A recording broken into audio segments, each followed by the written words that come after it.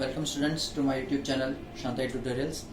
Specially thanks to the Education World Foundation कि जिन्होंने आज हमें वीडियो शूट करने के लिए प्रीमाइसेस प्रोवाइड किया गया है।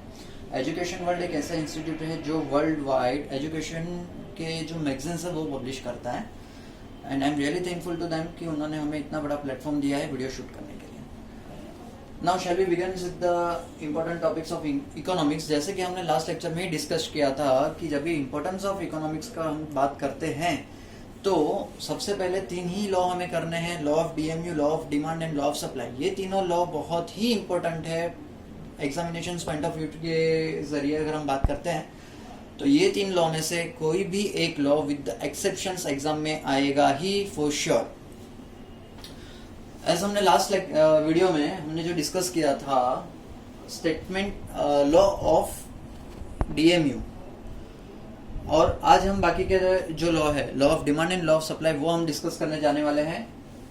डिमांड, लॉ ऑफ डिमांड और लॉ ऑफ सप्लाई। जब हम लॉ की बात कर रहे हैं तो सबसे पहले हमें ये चीज माइंड में रखनी है, जैसे कि मैंने पहले लास्ट लेक्चर्स में भी कहा था या लास्ट वीडियो में भी मैंने कहा था आपको कि जब भी हम लॉ की बात कर रहे हैं तो स्टेटमेंट वही का वही लिखना है, statement can not be change. लेकिन अगर आप जब भी एक्सप्लेन करने जा रहे हो लॉ को तो वो आप एक्सप्लेनेशन अपने ऑन वर्ड्स में थोड़ा सा कुछ बड़ा चढ़ा के भी आप लिख के देख सकते हो, but the statement should be the same, it can not be change. आइए देखते हैं लॉ ऑफ डिमांड। स्टेटमेंट है other things being equal, higher the price of a commodity smaller is the quantity demanded, lower the price of a commodity larger the quantity demanded. यानी अगर हम statement की बात करें तो स्टेटमेंट के जरिए हम सिंगल लैंग्वेज में, हम सिंपल लैंग्वेज में यही बोल सकते हैं कि जब भी किसी भी कमोडिटी की प्राइस अगर हाई है तो उसकी डिमांड मार्केट में कम रहेगी, और अगर किसी कमोडिटी की जो प्राइस है वो अगर कम है तो मार्केट में उसकी डिमांड ज्यादा रहने वाली है। In simple language law of demand हमें इनवर्स रिलेशनशिप बताता है प्राइस और क्वांटिटी डिमांडेड के बीच में।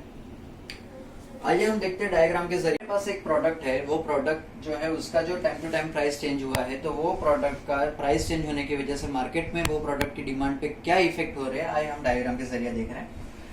जब भी प्रोडक्ट का रेट था 10 रुपया, तभी हम मार्केट में उसकी डिमांड थी 1, यानी एक पीस एक क्वांटिटी डिमांड थी। जब भी रेट था 10, बाद में रेट हुआ 8 तो क्वांटिटी डिमांड हुई उसकी 2, 6 पे होता है तो 3 डिमांड आ रही है। जब भी रेट हुआ, प्राइस हुआ है 4 तो 4 डिमांड हो रही है, और 2 यानी सबसे जब भी रेट एकदम कम है तभी उसका डिमांड मार्केट में सबसे ज्यादा है। मींस हम अगर देखें डायग्राम, शेड्यूल्स को, डायग्राम को अगर देखते हैं तो जब भी रेट ज्यादा होता था तभी डिमांड बहुत कम थी, और जैसे ही रेट कम हुआ डिमांड मार्केट में बहुत ज्यादा हो गई। अगर जब भी हम लॉ की बात कर रहे हैं तो लॉ में अजम्पशंस भी होते हैं और एग्जम्पशंस भी होते हैं।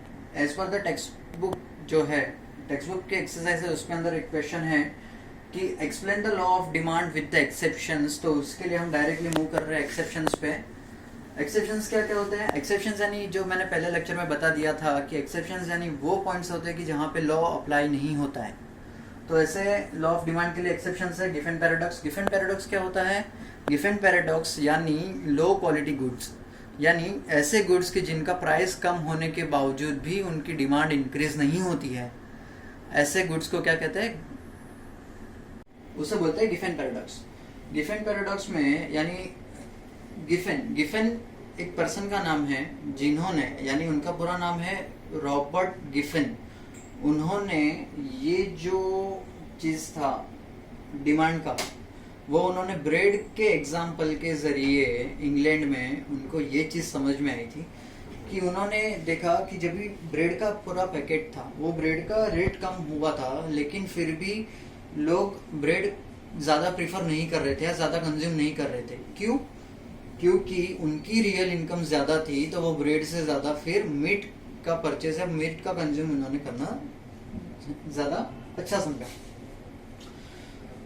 सो इसके लिए गिवन पैराडॉक्स, जब भी लो क्वालिटी गुड्स है उसके रेट में अगर कम होगा, उसका प्राइस भी कम होगा, तो भी उसका डिमांड मार्केट में बढ़ने वाला नहीं है। Now come to the second point, prestige good. Prestige goods यानी क्या बोलते हैं? Luxurious goods. लग्जरियस गुड्स में हम क्या क्या कंसीडर कर सकते हैं? डायमंड है, गोल्ड है, हम उसको लग्जरियस गुड्स बोल सकते हैं। लग्जरियस गुड्स क्या है, एक स्टेटिकल सिंबल है। अगर किसी को भी अपना स्टेटस दिखाना है, लग्जरियस गुड्स अगर वो खरीदी करता है तो उसका अपने आप स्टेटस दिखता है। सो अगर अमीर आदमी है, अमीर आदमी के पास पैसा है, तो अगर गोल्ड या डायमंड का रेट भी अगर हाई होता है तो तो अमीर आदमी स्टेटस शो करने के लिए महंगे से महंगा अगर कुछ भी रेट बढ़ा है, गोल्ड हो या डायमंड का, लेकिन वो खरीदी जरूर करने वाला है। यानी लग्जरियस गुड पे भी लॉ ऑफ डिमांड अप्लाई नहीं है। Come to the third point, speculation. Speculation क्या होता है, कंज्यूमर का एक्सपेक्टेशन। जब भी कंज्यूमर्स को लग रहा है कि फ्यूचर में किसी भी प्रोडक्ट का प्राइस हाई होगा तो वो क्या करेगा, वो जो पर्टिकुलर प्रोडक्ट है जिसका उसको लग रहा है कि प्राइस फ्यूचर में बढ़ने वाला है, अभी के रेट में वो सबसे ज्यादा से ज्यादा चीज वो खरीदी करके रखेगा। अगर किसी को लग रहा है कि अगर फ्यूचर में वो प्रोडक्ट का प्राइस कम होने वाला है तो वो क्या करेगा, अभी वो प्रोडक्ट खरीदी नहीं करेगा, वो फ्यूचर में खरीदी कर देगा। यानी कि स्पेकुलेशंस है कि जो कंज्यूमर्स प्राइस को लेके अज्यूम करता है, फ्यूचर प्राइस को लेके। Now come to the fourth point, price illusion. Price illusion यानी क्या होता है कि कस्टमर्स की एक ही मेंटालिटी है कि महंगी चीज है तो अच्छी है, सस्ती चीज है तो अच्छी क्वालिटी की नहीं है। मीन्स जहां पे अगर हम प्राइस इल्यूशन की बात करते हैं वहां पे भी लॉ ऑफ डिमांड एप्लीकेबल नहीं है। क्यों? क्योंकि कस्टमर्स का एक ही थिंकिंग है, महंगा है तो अच्छा है, सस्ता है तो गंदा है। Now come to the fifth point, habitual goods. अगर मैं मेरी ही बात करूं, अगर चाय की आदत है तो अगर चाय का रेट बढ़ गया तो भी मैं क्या करूंगा, बढ़े हुए रेट पे भी मैं वही सेम क्वांटिटी की चाय मैं वापस से ऑर्डर करूंगा। क्यों? क्योंकि मुझे एडिक्शन है या फिर मुझे हैबिट है चाय की। यहाँ पे तो हमने एक्सेप्शंस उसके पढ़ लिए, एक्सेप्शंस डायग्राम भी एक बार देख लेते हैं। जैसे कि हमारा लॉ ऑफ डिमांड को लेके हमने ये जो डायग्राम शो किया है, वैसे एक्सेप्शंस को लेके एक डायग्राम छोटा सा यहाँ पे दिखाया गया है कि जहाँ पे अगर प्राइस बढ़ रही है तो सामने डिमांड भी बढ़ रही है, और उससे पूरा उल्टा होता है एक्चुअल डिमांड का, कि जहां पे क्या है, प्राइस ज्यादा है तो डिमांड कम है, और प्राइस कम हो रही है तो डिमांड ज्यादा हो रही है। Now come to the next law, law of supply. Same way professor Alfred Marshall ने उनकी बुक प्रिंसिपल ऑफ इकोनॉमिक्स में ये लॉ है वो दिखाया गया है, और ये बुक पब्लिश हुई थी 1890 में। स्टेटमेंट वापस से, स्टेटमेंट में कुछ भी आप चेंज नहीं कर सकते, स्टेटमेंट वही का वही रखना है। स्टेटमेंट क्या है, other things being constant, higher the price of commodity more is the quantity supplied, and lower the price of a commodity less is the quantity supplied. यानी जब भी प्राइस ज्यादा है तो मार्केट में वो प्रोडक्ट की सप्लाई ज्यादा हो रही है, और मार्केट में रेट कम है तो प्रोडक्ट की सप्लाई कम हो रही है। इन सिंपल वर्ड ये जो लॉ है वो डायरेक्ट रिलेशनशिप शो कर रहा है प्राइस और क्वांटिटी सप्लाइड में। एक चीज हमें याद रखनी है, जब भी हम लॉ ऑफ डिमांड की बात कर रहे हैं वहां पे वर्ड डिमांड ही यूज करना है, और जब भी हम लॉ ऑफ सप्लाई की बात कर रहे हैं तो स्टेटमेंट के अंदर सप्लाई ही यूज करना है। मैंने बहुत से बच्चे ऐसे भी देखे हैं कि जो डिमांड के अंदर सप्लाई वर्ड यूज करते हैं और सप्लाई में डिमांड वर्ड यूज करते हैं, जिसकी वजह से पूरा आंसर्स रॉन्ग होने के चांसेस है। नाउ सेम अगर हमने स्टेटमेंट पढ़ा है, अभी उसका हम एग्जांपल क्या लेंगे, डायग्राम के जरिए देखते हैं। हमारे पास एक प्रोडक्ट है, उसका अगर जब भी मार्केट में रेट क्या चल रहा है, मार्केट में अगर जब भी वो प्रोडक्ट का रेट बढ़ रहा है, कम हो रहा है, उसका सप्लाई पे क्या इफेक्ट हो रहा है वो हम देख रहे हैं। जब भी हमारे पास एक प्रोडक्ट है उसका रेट है 10, तो हमने वो टाइम पे जब भी रेट 10 था वो प्रोडक्ट का, सपोज ये जो पेन है, ये पेन का मार्केट में रेट 10 रुपया है, तो वो टाइम पे ये पेन की मार्केट में सप्लाई कितनी थी, 100। सेम जब भी ये पेन का रेट हुआ 200 तो 200 पीस हमने सप्लाई किए थे, 30 पे 300, 40 पे 400 और 50 पे 500। यानी जहां जहां पे इसका प्राइस बढ़ा है वहां वहां पे सप्लाई भी बढ़ा है।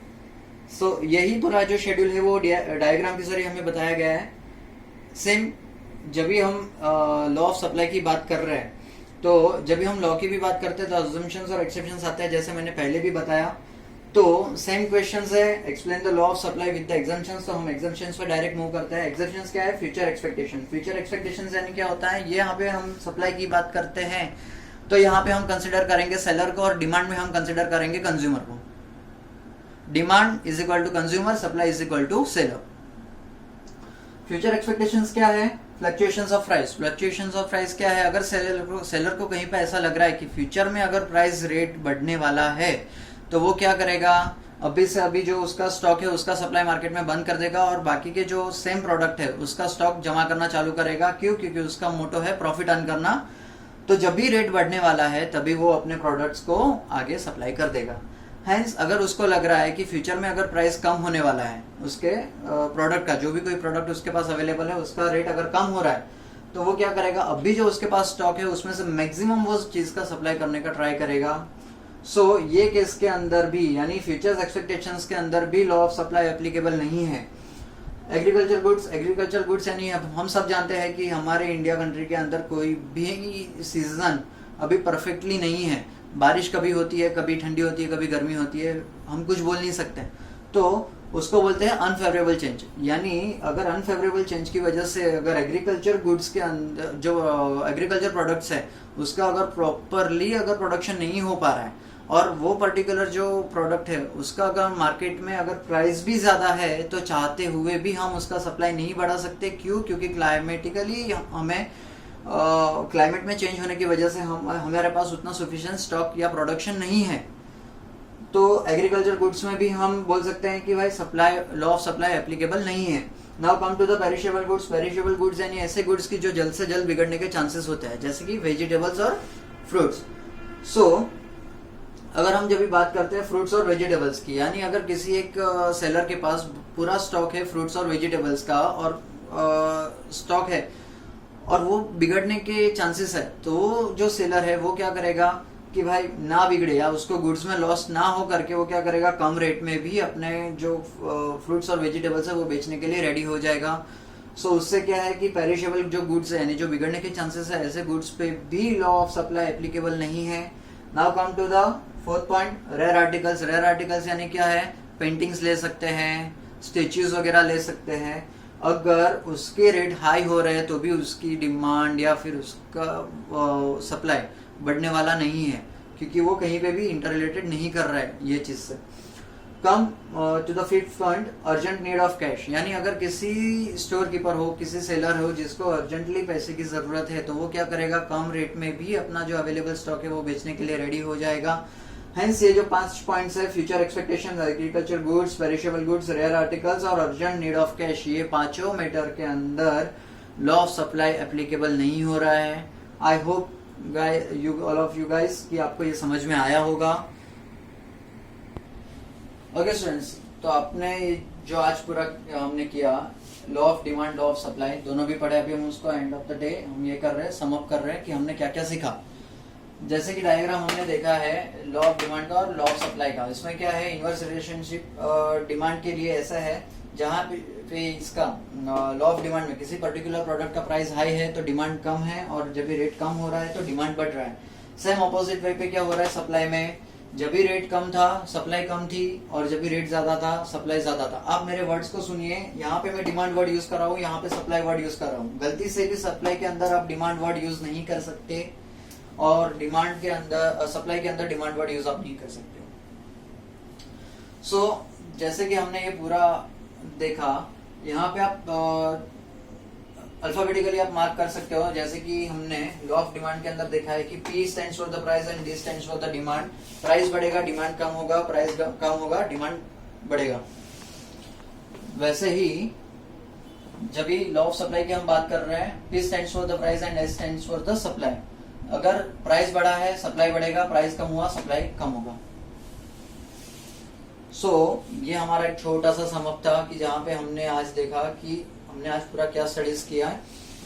सो ऐसे ही और इंटरेस्टिंग वीडियोस के लिए आप हमारे साथ जुड़े रहे हमारे यूट्यूब चैनल पे।